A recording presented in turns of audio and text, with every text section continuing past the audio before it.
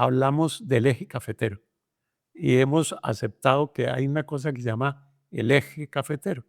Pero cuando uno mira, el eje cafetero está Quindío, como la Meca, como la capital, han hecho muy bien la tarea ellos, Ujú. pero resulta que Quindío es el noveno productor nacional de café. Y En nosotros cambio, el el tercero. tercero. Sí. Y Huila, que es como un hermano nuestro, Ujú. es el primero. O sea que hay el verdadero eje cafetero, es el que conforman Huila, Tolima y Cauca. Ese es el verdadero eje. O digamos el otro eje cafetero para no negarle importancia al que conforman Caldas, Risaralda y Quindío. Del deseo de contar historias de vida, narrativas que sean inspiradoras, conversaciones humanas, cercanas, nace Un Café con la Sierra. Bienvenidos. Hola a todos, soy Ana María Sierra, bienvenidos a una nueva emisión en Un Café con la Sierra. Para entender mi historia de hoy, debemos mirar hacia Mariquita, Tolima, Colombia. Allí hace más de 200 años, José Celestino Mutis no solo fundó una expedición, fundó una forma de vernos a nosotros mismos.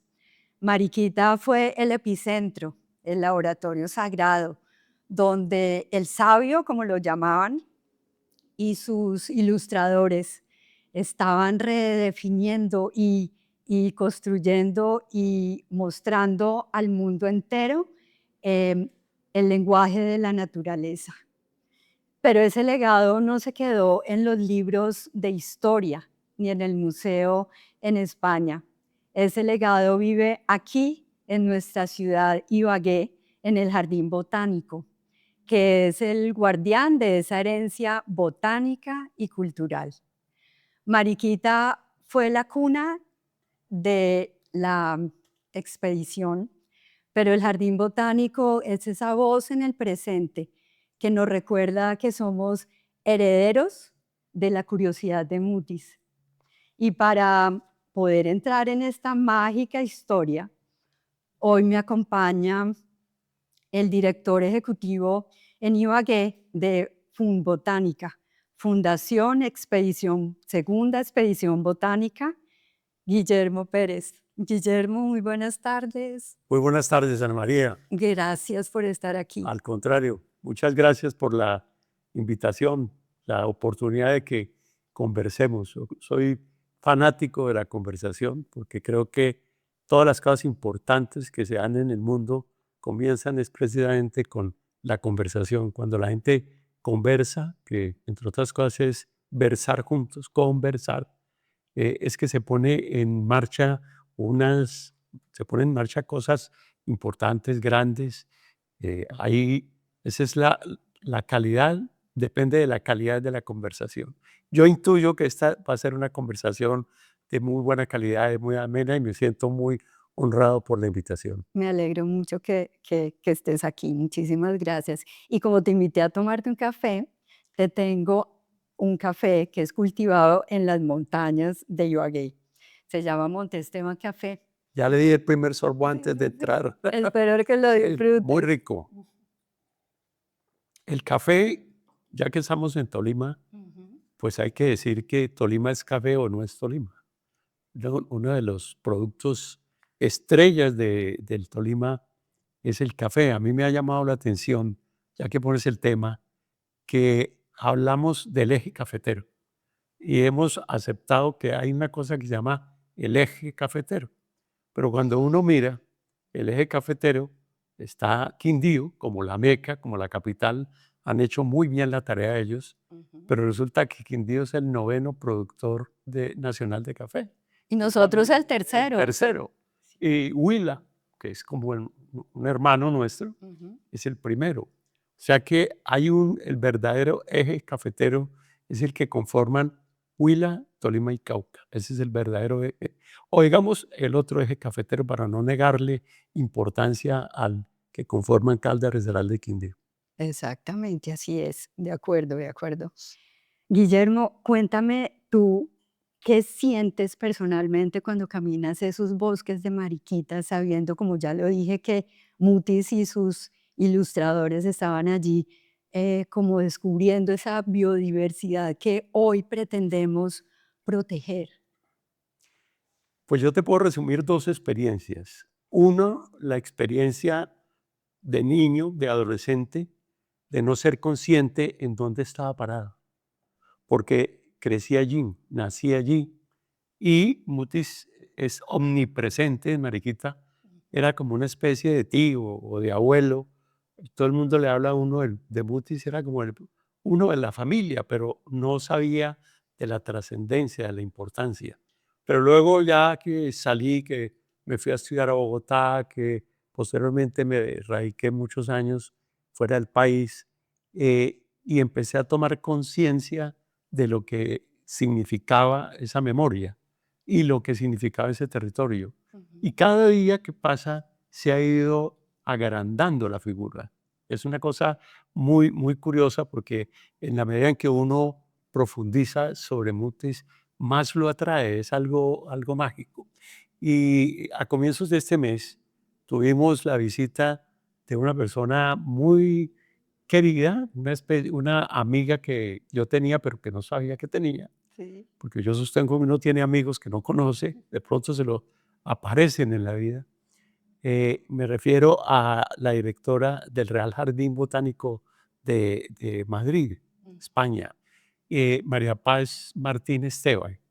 Ella es especialista en hongos, es bióloga, es micóloga y es botánica, y es la directora, y la invité.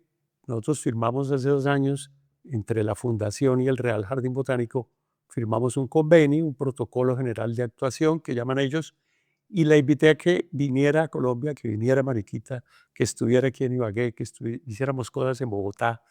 Y ahí hubo otra magia, y es ver la emoción que produce estar, como tú dices, transitando por los mismos, recorriendo casi que los mismos senderos, estando en la Casa de la Especie Botánica. Que entre otros es espectacular Es porque muy no la linda. conozco físicamente, pero tuve Las fotos, ¿no? fotos. Sí. Muy Bueno, linda. yo te animaría que en algún momento este ser y tu maravilloso programa lo hagamos, lo emitas, está a tu disposición, no Muchas para que me gracias. utilices a mí, al que quieras, ¿no?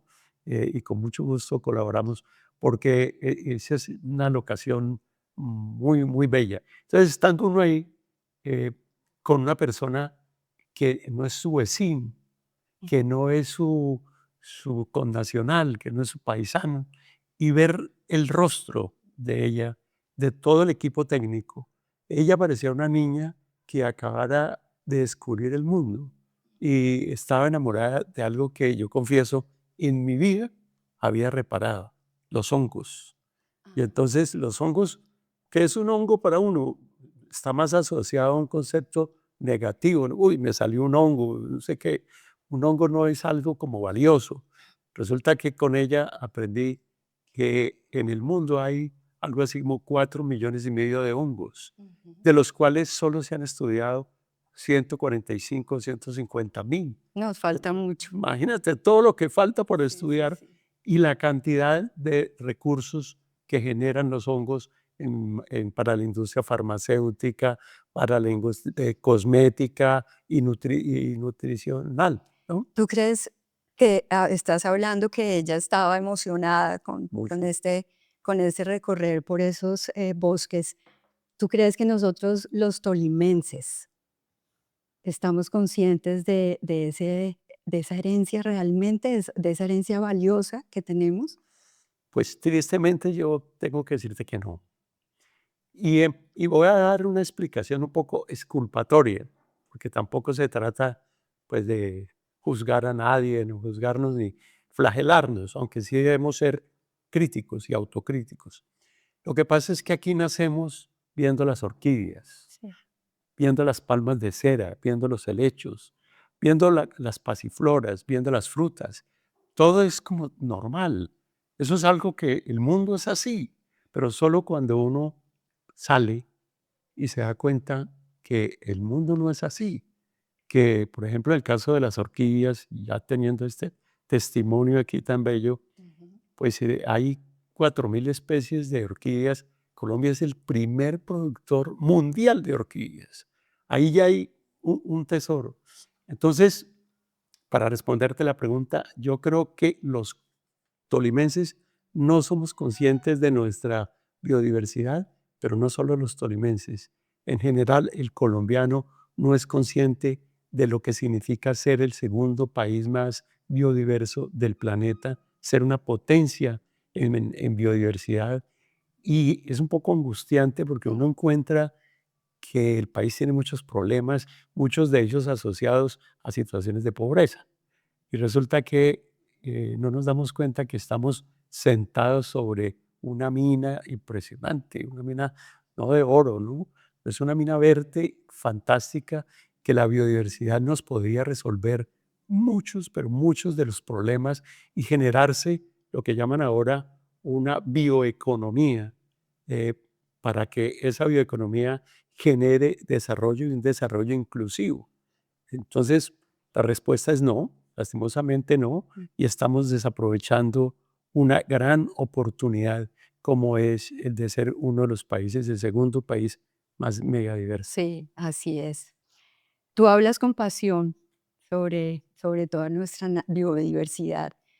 Si tuviéramos que hacer una película sobre lo que pasó allá en Mariquita y ese trail de 30 segundos, mostrarlo para que nos enganche y que nos deje con ganas de verla y de saber mucho más sobre eso, ¿cómo sería? Bueno, me pones la cabeza a mil, ¿no? Primero, es fantástico porque allá ocurrieron cosas mágicas. No hay que apreciar a Mutis de Mariquita como el hombre solo lleno de la curiosidad y de la estética. Hay pasajes en el diario Observaciones de Mutis donde él describe incluso los bostezos de la flor. Entonces, cuando uno lee eso, dice, bueno, este señor le sobraba tiempo, estaba pendiente de las flores, a qué momento bosteza la flor, a qué momento se duerme, a qué horas despierta, ¿no? Sino que se dieron cosas muy interesantes y cosas que no han sido suficientemente destacadas. Ujú. Yo en ese training que tú dices, yo pondría el diálogo entre esas dos culturas o tres culturas, la cultura europea, española, pero pondría también la cultura africana y la cultura india, la cultura de nuestros ancestros. Ujú. Ahí se dio un diálogo muy interesante porque, por ejemplo, Mutis, quien le enseña a Mutis acerca de las propiedades antiofídicas del guaco, que servía para las mordeduras de culebra, para conjurar el veneno, es un esclavo, es el negro pío. El negro pío era una persona que no tenía mayor ilustración, pues no tenía una formación, digamos, científica, pero tenía conocimiento. Y los indios, los indígenas, también tenían mucho conocimiento. Ujú. Mutis aprende de ellos. Ahí se rompe un paradigma de creer que el ilustrado, el sabio, es el que pasa por las Y no mira universidades para ninguna y que no mira parte, para ninguna parte y no oye. y no oye Ajá. y su arrogancia, ¿no? Ujú. No, no. Allí en Mariguita, Mutis tuvo que ser humilde. No comenzó siéndolo. Ujú. Al comienzo no tenía esa humildad y decía que esta gente no, pues, entre otras cosas, porque cuando él llega a la Nueva Granada, pues en la Nueva Granada hay muchas enfermedades y faltan médicos. Y pues él llega como médico del virrey y se encuentra con que la demanda de médicos es inmensa. Entonces como que no apreciaba, no veía quién podría ayudar en ese proceso. Pero paso a paso, entre otras cosas, él se va como cansando de la medicina y empieza a, a descubrir lo que era su verdadera pasión. Es Ajá. la botánica, que era también, él era minero, él estuvo antes de empezar la expedición botánica siendo minero, estuvo aquí en el Tolima, en lo que antes era la provincia de Mariquita, el Valle de San Juan, en Falan, bueno, en Ibagué. Y entonces él va descubriendo esa pasión y empieza a ponerse en contacto con esas otras comunidades, las comunidades ancestrales. Ahí nace la etnobotánica, con el uso, las propiedades de las plantas, para qué sirve el llantén, para qué sirve la canela, para qué Ujú. sirve el pairrún, ¿no? Sí. Y nuestros abuelos y bisabuelos conocían más de eso que nosotros. Ya nosotros crecimos en el mundo de la farmacia. Y entonces para el dolor de cabeza, pues una aspirina, una Sí, sí, pastilla, sí. ¿no? Un ibuprofeno, pero no vemos que en la naturaleza misma hay una gran cantidad de recursos inexplotados y probablemente con menor grado de toxicidad que uno le toma una pastilla para el dolor de cabeza y le sienta mal al Sí, estómago, sí. le da gastritis. Además, Mutis buscaba, pues, no solamente como esa botánica para aliviar el cuerpo, como la quina, que para la fiebre. Dime, si hoy tuvieras que entregarle al mundo como ese boletín clínico del jardín botánico, ¿cuál sería ese órgano que está fallando y que te angustia que no podamos como preservar Para que no se dé, para que no se extinga? bueno, yo creo que lo que está fallando son 2 órganos. Uno, el corazón, y el otro, el cerebro. O sea, casi no son importantes ninguno de los 2. Casi nada. El corazón, empecemos con el corazón. Ujú. Yo sostengo, Ana María, que nadie puede amar lo que no conoce y nadie puede defender lo que no ama. En todo juega el amor. Si tú no tienes amor por este programa que haces, pues no te sale bien. Lo que hace que salga bien es tu amor. Y el otro aspecto, que digo que es la cabeza, es el conocimiento. Como no sabemos, como no conocemos, entonces hay que conjugar conocimiento con amor, con Ujú. compromiso, con pasión, enamorarse del territorio. Mutis, como tú lo dijiste al comienzo, nos enseñó a mirar el territorio de una manera diferente. Antes de que Mutis empezara con la expedición botánica, la mirada de los españoles y la mirada de los neogranadinos, de los criollos, y yo no digo de los indígenas ni de los esclavos, porque yo defiendo que ellos han tenido otras cosmovisiones. Era que esto era importante porque había oro y había plata. De hecho, Mariquita es fundada por las minas de oro y las minas de plata. Pero llega la Ilustración y el rey Carlos III se da cuenta que si no cambia, que si no se moderniza, otros países de Europa le van a tomar la delantera a España. Y entonces es donde resuelve que tiene que poner a caminar la Real Expedición Botánica. Ujú. Y se pone en marcha todo un proceso de conocimiento. Ahí que se conjuga, digamos que memoria y territorio. Sin memoria y sin compromiso con el territorio, ningún país prospera. Mira el país que tú quieras del planeta, los países que han progresado, las grandes potencias, todos tienen un común denominador. Es un profundo orgullo por su propia tierra, Así por lo es. que son. Ujú. ¿Sí? El sueño americano o el pueblo elegido o el país más grande del mundo Son o fanáticos son por lo de de ellos.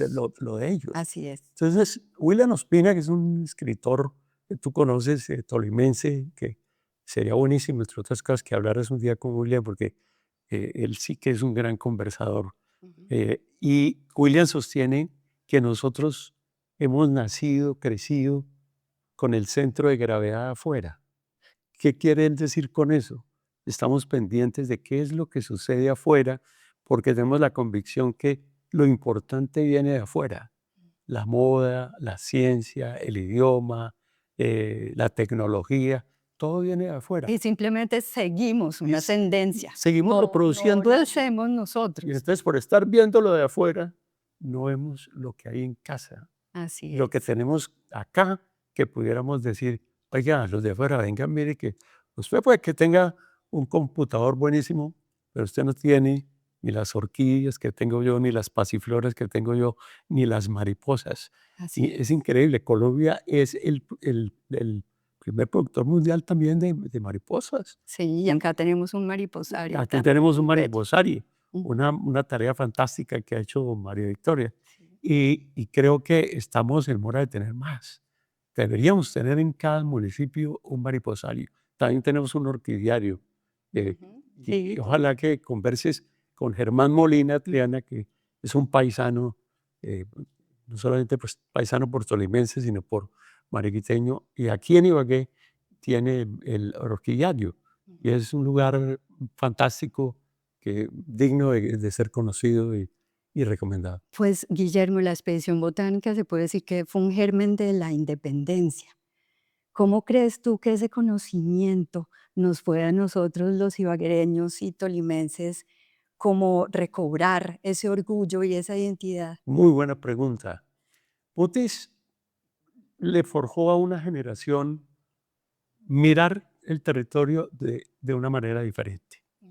Y a partir de que Mutis les dijo, mire esta planta, mire esta otra, y fueron 30 años que él, bueno, él muere en el 8, él está, pero incluso mucho más de 30 años, porque hay una cosa de Mutis que hay que reivindicar, y es que a él lo nombran para que comience la Real Expedición Botánica en 1783, pero él ya llevaba 20 años trabajando la expedición botánica, y de esos 20 años llevaba 10 en el Tolima, trabajando por su cuenta en ese proceso.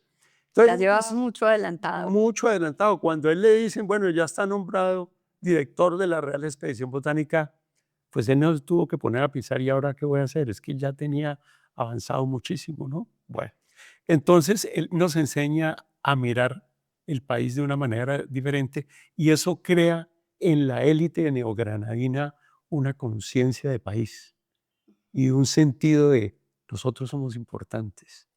Nosotros no tenemos por qué estar sometidos al vasallaje. Eh, las órdenes nos vienen de España y nosotros aquí podemos construir algo. Y por eso es que la generación precursora, que no ha sido tan bien valorada suficientemente, a uno le enseñan la independencia, inmediatamente le ponen aquí a Bolívar y le ponen a Santander, Y para de contar. sí, y las Sí. batallas y el 7 de agosto y Pantano de Vargas y etcétera, etcétera, etcétera. Pero la primera parte de la independencia, la generación precursora, no fue con armas. La generación precursora fue con proclamas, fue con el derecho, fue con una manera, una actitud.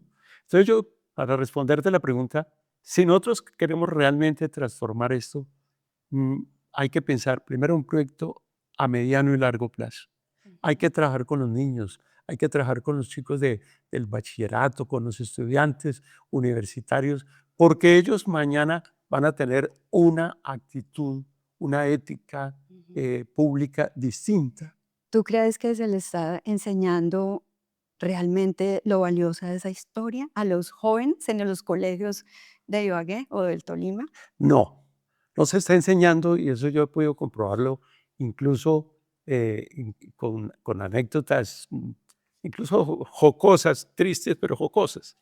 Esto que tú me estás planteando, lo estábamos hablando con un amigo aquí en Terrazas. Y entonces yo le decía, el problema es que la gente no sabe, eh, no le enseñan la historia regional. Por ejemplo, yo estoy seguro que si hacemos una encuesta aquí sobre quién fue Murillo Toro, entonces Se corcha la mitad se- o más de la más de la mitad. mitad. Sí. Digo, no, no puede ser, Murillo Toro es un personaje muy conocido. Le dije, hagamos el ensayo. Y se me salió el periodista, entonces me paré a una mesa y le pregunté a unos chicos muy jóvenes, 20 y pocos años, 25 años, bueno, oye, mire, soy recién llegado acá a Ibagué y me han hablado de Murillo Toro. Y, sí, sí, sí, es que el estadio aquí se llama Murillo Toro. Bueno, ¿y quién fue Murillo Toro? Ajá. Me dijeron, creo que un futbolista. No puede ser. Sí, creo que un futbolista. Entonces, dice uno, Murillo Toro, Ujú. presidente de la República, uno de los grandes hombres que ha dado el Tolima, Ujú. y no lo sabemos. Y eso que pasa con Murillo Toro, yo lo he podido comprobar con otro personaje que es Moreno y Escandón, otros dos personajes, y José León Armero. Moreno Escandón es un mariquiteño de los más grandes que ha dado el país. Para darte una idea, no solamente fue fiscal de la Audiencia Nacional, de la Real Audiencia, sino juez del crimen en Lima, y estuvo en Chile, y fue el que hizo las reformas a la educación en la Nueva Granada por encargo de Carlos III. Y el señor Armero fue el gobernador presidente de una cosa que se llamó la República de Mariquita, que fue heredera de la provincia, que era lo que más o menos el territorio de lo que hoy es el Tolima. O sea, la gente dice, bueno, pero ¿cómo así? Aquí hay dos ciudades que son fundadas. Solamente el Tolima fundadas no fueron sino Ibagué y Mariquita. Mariquita. El resto, ninguna otra son fundadas. Y entonces cuando uno le pregunta qué existió antes del Tolima, y los chicos, en todo en términos generales, y no culpo, porque si no se les divulga, no se les dice, pues, ¿cómo les vamos a reclamar que lo sepan? ¿No? Empiezan a patinar porque no saben que Mariquita cogía pedazos de Cundinamarca, que cogía todo el territorio de lo que hoy es Tolima, pedazos de Caldas, pedazos incluso hasta Antioquia, arriba hacia la Miel. O sea, que era un territorio muy extenso, muy grande. Entonces no se enseña la historia regional y se enseña, se le da prelación únicamente a la historia de lo que ha ocurrido fuera, en Bogotá, es decir, ¿no? El 20 de julio, y resulta que el 20 de julio no fue el famoso acta de independencia, ni fue independencia, ni fue la primera declaración de independencia, primero estaba Cartagena. Entonces, cosas de esas, yo creo que nos falta volver a mirar para poder conseguir eso, replantear los currículums. Debería haber una cátedra Tolima, debería haber una cátedra Mutis. Para lo mismo que hablábamos ahora, para que nos sintamos orgullosos de lo que tenemos, pero sin saberlo no podemos sentirnos orgullosos. Si uno no conoce. Exacto, porque muchos de esos jóvenes pasan por el paisaje, los bosques y los ven Y es como, eso, como paisaje. parte de eso, un paisaje, Que no se pero ve. no se le ve la importancia y el valor. Ese es el punto, yo creo, central. Y ligando con otra cosa que te comentaba el día que estuvimos en el Jardín Botánico San Jorge, y es cómo hacemos para conseguir la mirada de los empresarios. Claro que yo te tenía esa pregunta. ¿Cómo hacemos para que los empresarios digan, aquí hay una oportunidad económica? ¿Cuál es esa estrategia que ustedes utilizan o que tienen para llamar y al sector público, ¿no? A los empresarios y al sector público. Yo te decía ahora que el sector público llega cuando la ciudadanía llegue. A partir de que llegue la ciudadanía del sector público, los políticos van a decir, oiga, qué cosa tan importante, ¿no? Eso tenemos que meternos ahí, ¿cómo nos vamos a quedar por fuera? ¿No? Entonces, lo primero es los ciudadanos. Hay que meter los ciudadanos. Los empresarios, hay que hablar en un lenguaje que sea atractivo para ellos. Oportunidades de negocio. Oportunidad de negocio. A partir de que identifiquemos oportunidades de negocio, que como hablábamos al comienzo, con la bioeconomía, que es un espectro muy grande y que en buena hora la Universidad de Ibagué abrió un doctorado en bioeconomía y tiene un colaboratorio centrado en el tema de la bioeconomía. Yo creo que se abren grandes posibilidades de desarrollo. Es que, Ana María, mira, hablemos de un producto que lo vemos casi todos los días, el mango. Imagínate que el mango, Sí. una fruta deliciosa, pero es que además de ser una fruta deliciosa, el mango tiene, todo lo del mango es aprovechable. Las hojas, la cáscara, la pulpa, la pepa, la semilla, absolutamente todo es aprovechable. Del mango se pueden hacer productos de lo que quieras, para la farmacia, para la gastronomía y para la cosmética. Champú, bueno, en fin. Y aquí se pierde la cosecha de mango. Tú coges la carretera al Espinal y tú ves en un tapete de mango cuando está muy barato, que no vale la pena ni recogerlo. Yo he visto eso entre Armero y Mariquita, que es un cultivo de mango al lado de la carretera, y uno ve ese tapete, y allá en mi pueblo se pierde el mango, en la capital frutera de Colombia, y se pierde el mango. Y resulta que ahí hay dinero, ahí hay dinero. Acuérdate lo que vimos en el Jardín Botánico San Jorge, que yo personalmente no lo sabía, que el murrapo hay una parte aprovechable para ensalada. Claro, como si fuera un palmito. Exactamente, ¿no? Entonces yo pienso que es con el lenguaje Ajá. de los negocios, de identificar oportunidades de negocio. A eso obviamente que hay que meterle academia para garantizar que la aventura, disminuir el riesgo y que los empresarios vayan no con los ojos cerrados y a ver esto que sale, sino que les podamos decir, vea, métase Que en esté eso. Yo, por sustentado. ejemplo, tengo ahora una obsesión, voy a hacerla pública. A Mariquita le acaban de dar denominación de origen al mangostín. Dos títulos nos acaban de dar recientemente. Uno, la resolución que saca la Superintendencia de Industria y Comercio como capital frutera de Colombia. Qué orgullo. Eso es un título muy, muy importante, una marca, una marca.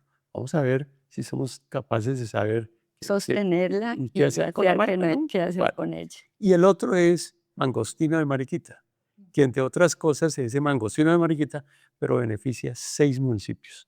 Beneficia a Mariquita, beneficia a Honda, beneficia a Fresno, beneficia a Fala, beneficia a Armero, a Palo Cabildo. Es una región muy grande donde tiene una denominación de origen. Entonces yo digo, ¿y por qué no sacamos una bebida, un refresco que sea a base de mangostino? Claro. Uno ve aquí muchos cantidad de productos energizantes, bueno, tanta bebida, tanto refresco que hay, pero no tenemos el del mangostino. Hay una oportunidad. Ahí hay una oportunidad. Así es. Guillermo, la Fundación trabaja por el patrimonio. ¿Cuál es ese mayor reto técnico y social que tienen ustedes para que estos dos jardines botánicos de Mariquita y de Ibagué se puedan mantener y no se extingan?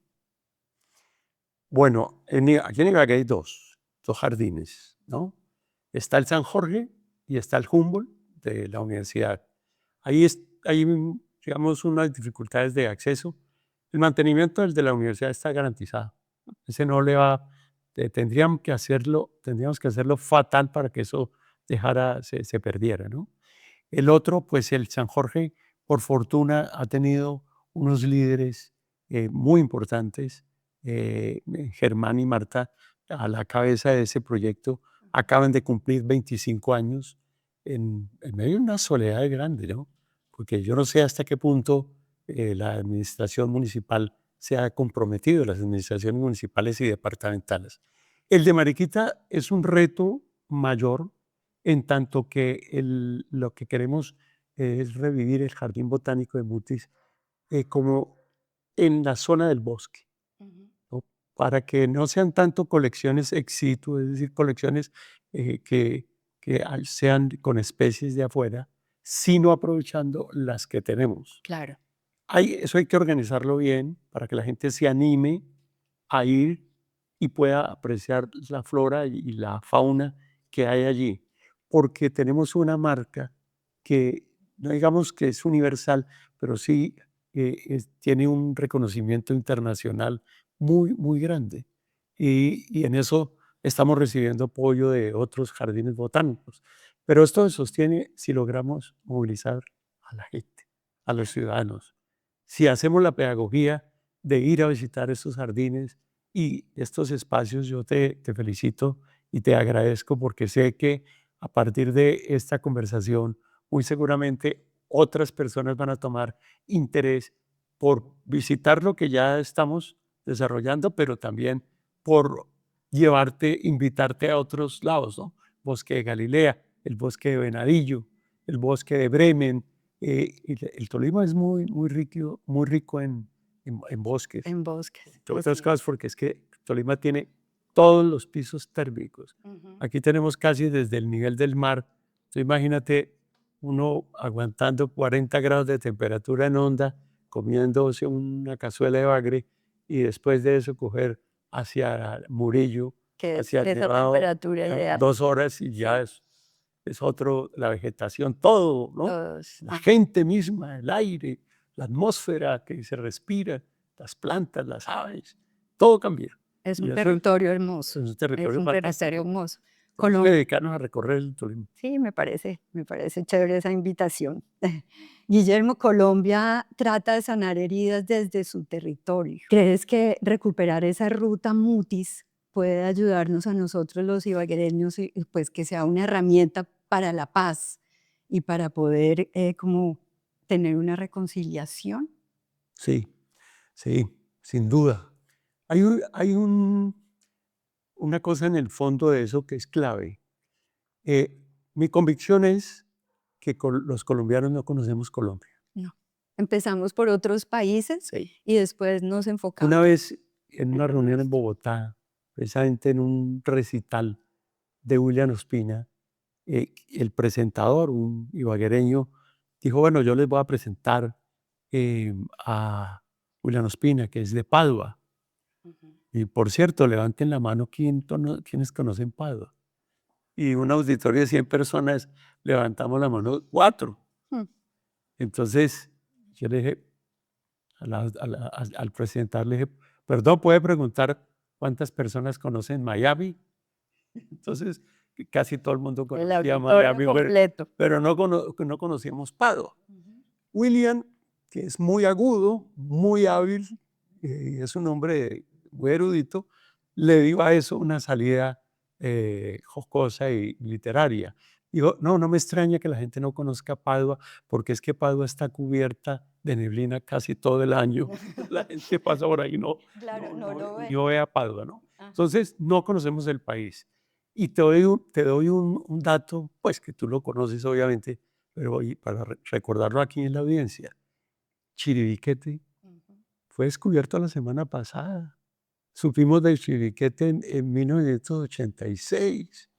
Es decir, ¿qué es esto? ¿Es falta de interés o falta de presupuesto ¿No? o No, qué es? que la finca es muy grande y ha vivido mirándose al ombligo en Bogotá. Ujú. Y la élite gobernante, no quería hablar de política, pero me pones a eso. Yo creo que la élite gobernante le cuesta trabajo ir a tierra caliente, para ponerle un término, ¿no? Ujú. Entonces, esa es una de las dificultades. Ok. Después de tantos años como defendiendo lo que somos nosotros y, y- y como atendiendo sobre el alma de Ibagué, sobre estos jardines botánicos, ¿qué has aprendido tú que no haya ninguna lámina botánica ni ningún estudio ejecutivo que nos puedas decir? ¿Qué he aprendido? Sí. Difícil la pregunta, porque cada vez que me aproximo al tema, me doy cuenta que menos sé y siento como pena conmigo mismo, es decir, pero me he perdido de algo fantástico. Una de ellas es que ver que de las casi 7.000 láminas que se pintaron en la Real Expedición Botánica, 600 de ellas en Marejita, eh, ver esa preciosidad estética, pictórica, el papel, la pintura después de 240 años, esas láminas están intactas. Y dice uno, bueno, estas láminas, en cierta forma hay un lado triste y es, por fortuna están en España bien protegidas. Triste decir eso porque es Muy nuestro, triste, muy triste. es nuestro. Sí, porque eso es un tesoro nuestro que me temo que no volverá nunca. Ahora, es algo que me preocupa relativamente menos porque con la tecnología Sí, se puede, ¿no? Ahora vamos a hacer con la Universidad de Ibagué. La Universidad de Ibagué tiene un proyecto muy interesante y es hacer la virtual, no la real, sino la virtual expedición botánica. Y es un proyecto con base en tecnología ujú, de punta para que se puedan apreciar las láminas en tercera dimensión, ¿no? Con qué todas bueno. las láminas originales Ujú. y fotografías de las plantas actuales y hacer un comparativo de cuáles láminas, cuáles plantas de las que se pintaron todavía existen, cuáles hay nuevas, Ah, y se ok. puede hacer ese contraste y eso ponerlo en la nube a disposición del mundo. Entonces, pues ahí vamos a tener esa posibilidad y soy optimista y creo que vamos a lograrlo. Ok, que así sea, que así sea. Guillermo, y para terminar, ¿nos podrías dejar una frase que sirva como semilla en los corazones de los ibaguereños y los tolimenses para que pues como que podamos sembrar en nuestro corazón para que el patrimonio no se muera jamás. Pues yo creo que en cierta forma ya te la dije, ¿sí? Y es esa que nadie ama lo que no conoce y nadie puede defender lo que no ama. Ujú. Mi invitación es a que de verdad hagamos una nueva expedición. Es importante saber esto. Aquí hemos tenido 3 grandes momentos en el país, 3 grandes momentos de aproximarnos al territorio.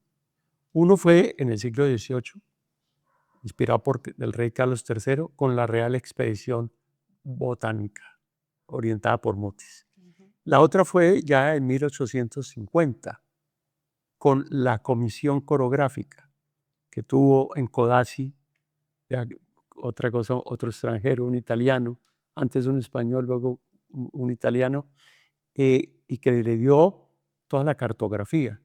Vamos que con Mutis y Linneo se tuvo la taxonomía y con Codazzi se tuvo la cartografía de buena parte del país. Pero Belisario Betancourt puso en marcha la segunda expedición botánica. Esa segunda expedición no se ha estudiado, entre otras cosas porque no se concluyó. Fue una obra inconclusa. Y eso es un defecto del país, no de esta época, sino histórica. Aquí vivimos empezando cada 4 años, todo, ¿no? Sí, sí. Como con un síndrome de Adán, casi, ¿no? Entonces, pero ese proyecto de la segunda expedición botánica es algo que hay que poner en valor y hacer también una gran pedagogía sobre lo que significó la cantidad de estudios, de investigaciones que se hicieron y que además con otro ángulo muy importante, y es que Belisario tenía una mirada de recuperación del territorio. Ujú. Él dice, así como hizo Mutis y el rey Carlos III que hicieron de Mariquita la cuna de la Real Expedición, yo voy a hacer que Mariquita sea la cuna de la segunda expedición. Y por eso compraron la casa y la restauraron Ujú. y tal. Pero eso se nos quedó a medio hacer. Ajá. Esa segunda expedición no, No se no, terminó. no se concluyó, pero no quiere decir que no se hayan hecho cosas muy importantes, que como es algo reciente y todavía tal vez el tema político nos intoxica, Ujú. entonces no lo vemos, no lo apreciamos. Pero en estos días que he estado repasando, estudiando eso me dieron un texto para hacer esa valoración de lo que había sido la segunda expedición botánica Ujú. impulsada por Belisario, pues me he dado cuenta que es algo inmensamente grande, de mucha importancia. Tal vez lo que hay que hacer ahora, Ana María, es impulsar que continúe en la segunda expedición, pero entregarle, no tener un centro. No que es que desde Bogotá o desde Medellín o de Cali o desde Mariquita o no tener un centro, Ujú. sino muchos centros. Hay que decirle a los antioqueños que hagan su propia expedición de su territorio, a los chocuanos, Cada cada departamento departamento, se encarga de su sí, departamento. incluso habría que hacer cosas innovadoras. Por ejemplo, que no sean por departamentos, sino por regiones, Ujú. porque es que la naturaleza no sabe de mapas. La Ujú. naturaleza no reconoce mapas Claro, ni ¿no? jurisdicciones políticas. La naturaleza no sabe en dónde termina una corporación autónoma y dónde empieza Ujú. otra. No, eso es una cosa diferente. El mapa no es el territorio. Aquí nomás tenemos algo precioso que es el Cañón de Anaime. Ujú. Esa región que se conecta con el bosque de palma de cera y con Quindío, cuando uno la mira, uno se da cuenta que esa es una región natural en sí misma. Yo he llamado a eso, eh, pues pretenciosamente, porque quién es uno para ponerle nombre, pero dije, no, esto no es Tolima ni es Quindío, esto es Quinlima. Sí.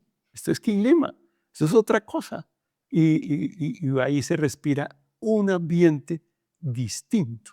Entonces, tendríamos que hacer otras, continuar esa segunda expedición botánica, pero incluso por regiones, ¿no? Por organizarla de esa manera para que Pues ojalá se los dé, chicos se, se dé, además como tú lo estás diciendo, que me parece más viable, muchísimo por más regiones, viable, claro que sí. a ver si somos capaces de hacerlo. Bueno, ojalá, porque somos ricos en fauna y flora Imagínense. total. Ay, muchas gracias, Guillermo, por este recorrido. Gracias a ti por la No, invitación. escucharte no es solamente una lección de historia, sino reconectarnos con el latido de nuestra propia tierra. Espero no haber sido muy pesado con No, tanto. seguro que no, seguro que no. Aquí caminamos no solo por un sendero de historia, sino por un sueño que sigue vivo y presente en esos dos jardines botánicos. Muchísimas gracias por Gracias a tu ti tiempo. y a la audiencia que esperamos que no se hayan fatigado excesivamente. Claro que no, muy interesante el tema. Y a ustedes gracias, nos vemos en la próxima emisión en Un Café con la Sierra y recuerden que detrás de cada persona hay una valiosa historia que contar.